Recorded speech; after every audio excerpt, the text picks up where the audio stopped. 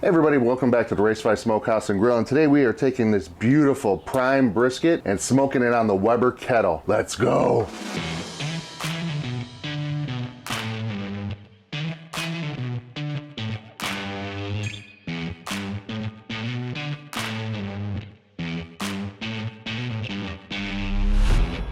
I've been wanting to make this video for a long time, so I ran to my local Costco. They had this beautiful prime brisket. We're looking at about 13 pounds here. So we're gonna open this up, trim her down, and get it on the Weber. So let's show you how we do that. When you're first opening up this bag that the brisket's in, you don't really wanna gash the meat or anything, so find this piece of fat here and just open it right there.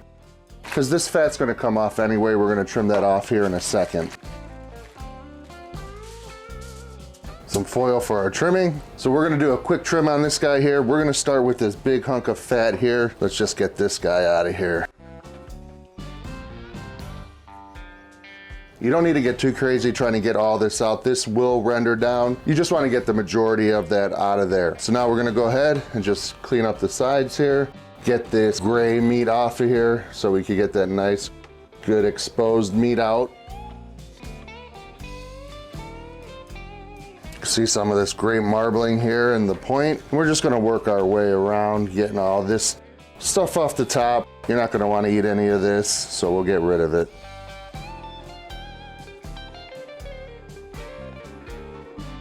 Now brisket is a piece of meat that you could spend all day trimming if you really want to. This is just going on the Weber for backyard barbecue, so we're not really gonna do a super aggressive trim on here, but we are gonna make it look pretty still. Gonna round off these corners here.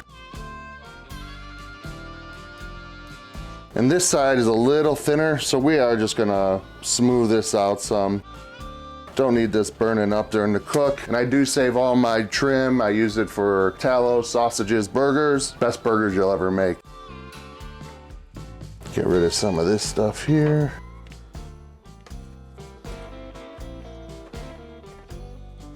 Any of this stuff that's dangling, that's just gonna burn up, so you wanna get rid of that. I'm pretty happy with how this meat side's looking so far. Let's flip it over, check out this side with the fat on here. Now we're just gonna go ahead and get some of this thicker fat off.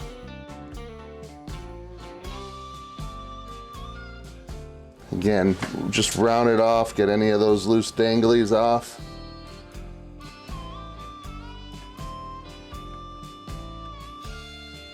Yeah, there we go. The rest of this off here. So this fat cap's actually pretty nice.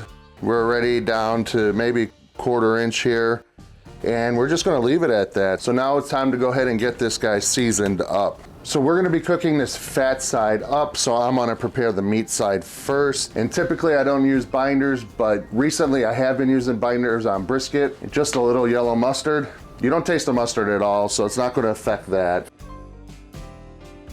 And again, I'm not sure if it's helping or not, but mentally, it won't hurt, so why not use it? Trust me, you won't taste it. And we're gonna be simply seasoning this with Lawry seasoned salt and some coarse black pepper. That's it. We'll start with the salt. It's finer. You'll be able to see the coverage before you put the black pepper on. You're gonna get a nice heavy layer of the seasoned salt. It's a big hunk of meat and it can take it. And this is 16 mesh black pepper. I'm just gonna go over the top with it. Flip it over and repeat.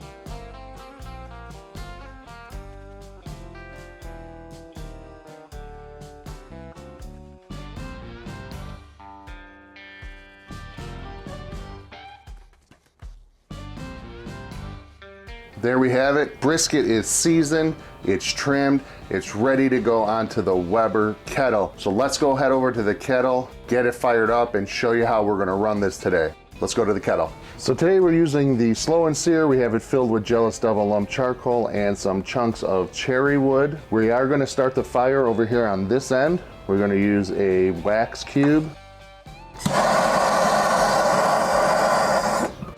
And we're just gonna go ahead and let this get lit up. And what this is gonna do by lighting it on one side, it's going to be indirect, and it's gonna go slowly and burn this way across the grill. That's gonna impart a bunch of good smoke flavor and allow us to go low and slow for a few hours. I have a drip pan in here, so as the brisket's dripping and rendering, we're not gonna make too much of a mess in the grill. So let's let this charcoal get lit, let it come up to temp, and then we'll get the brisket on.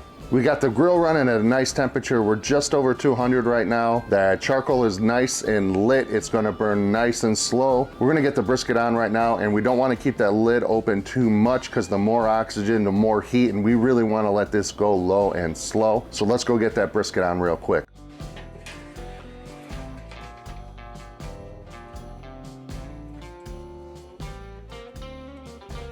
We're gonna set up the brisket opposite side of the heat source. And we're gonna put the fattier side where the heat is started up. That way, this could take more of the brunt of it, and we're not gonna try to dry this out too quickly. So let's close this up.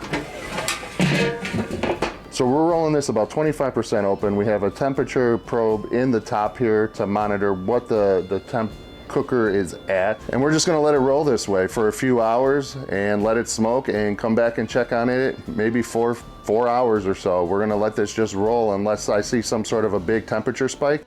But for now, this is the good part. Time to just let it roll. We'll be back when it's time to check on it.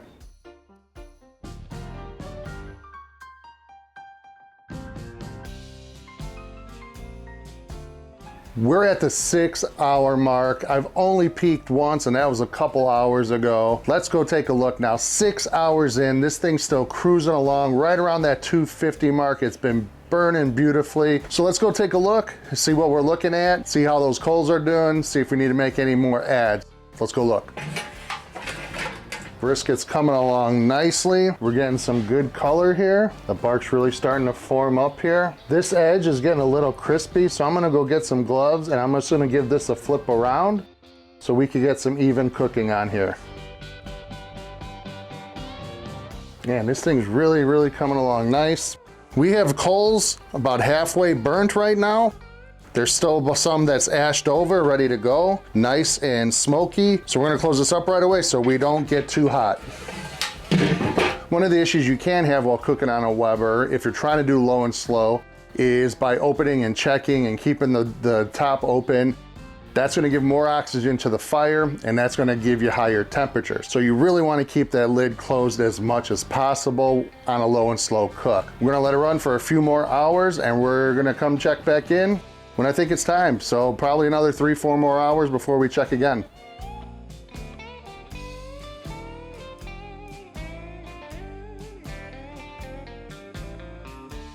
We're at about 9 hours in. I've only opened it one time. Let's go take a look at it. The reason we're gonna check now is because the temperature's starting to drop. We're down to about 230. So I have a feeling a lot of that coal and the wood is burnt up, and we're gonna need to do some replenishment. The internal temperature of the brisket's reading at about 152 on the temp probe I have in there right now. We're gonna check on the bark, see how it looks, see if there's anything we need to do. Let's go open it up and take a look. You can see this thing is looking beautiful right now. That bark is forming perfect. Nice and pillowy like we like it. We could probably let the bark set up a little bit more, but we are getting a little crunchy in this thin end. So it may be time to wrap. But first, as you can see, this charcoal is basically burnt down. So what I like to do is just scoop it all over to one side. So that way all the heat is over to one side. And now we could add back some raw coals here, and it'll prolong this cooking. So but this went almost 9 hours, and I haven't had to add anything back. And I'm not gonna add any wood to this because we're gonna wrap it right now. You're not gonna impart any more smoke flavor into that brisket, so why waste the wood? Let's use the charcoal. All right, let's go get this wrapped up. So we have 2 sheets of butcher paper. That's gonna help make sure we have good coverage. Give it a quick spritz of water to help make the paper more pliable. Take the brisket off. Put this gorgeous beauty on there. So now this is facing fat side up again, and that's how we're gonna finish the cook. Perfectly wrapped up. Let's get it back on. Stick that temp probe right back in the middle where it was. Go ahead and open this up all the way. Now we're opening up that top vent all the way Let's get that heat up. That meat's protected. Now we're trying to push this cook along. There should be no harm with drying out that meat since it is fully wrapped. But if it starts to get too high, I really don't want to get too high, you know, no more than 310, 315. Anything less than that, we'll be golden. Let's keep this rolling. We'll be back when it's time to check tenderness. So here we go. We're 12 hours in on this cook. It's reading around 204 in that probe. So what we're gonna do is go check for tenderness by actually physically squeezing it and seeing how it feels. Let's go check this out. Now this was a method that I learned from my buddy Charles. All you do is go ahead, flip this over, open it up a little bit, and feel. Right now that's feeling soft and perfect. So we're gonna pull this off. So we pulled this off. It's feeling soft, feeling perfect. We're now gonna let this rest just up out here on the tray. We're gonna let it go an hour or two before we slice into it. It's a nice warm day out here, so I'm just gonna put it out here on the table, let it rest, let it come down a little bit. We're gonna slice into it when it gets to about 150, 160, somewhere in that range internal temperature. We're gonna see how we did. We'll be back when it's time to slice. This has been resting about an hour and a half, and in order to get this done before nighttime, I'm gonna slice it a little early. It's temping about 168 inside. I'd usually like to let this go at least another hour or more, but hour and a half, that should be pretty good. Feels pretty loose. So let's open this up, slice it up, see how the Weber Kettle did. Nice and jiggly there. Some juices in here. We're gonna pour that right over the top. Now it's time to slice this bad boy up. My first slice is always right down the middle, like butter right through. You can see that, those juices are pouring. Great smoke ring on there. Let's give this flat a slice here. Cut a little thin there.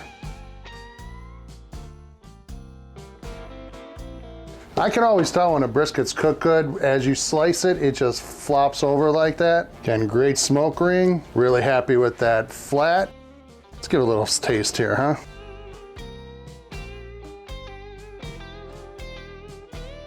Delicious. Lawry's and pepper, that's all you need.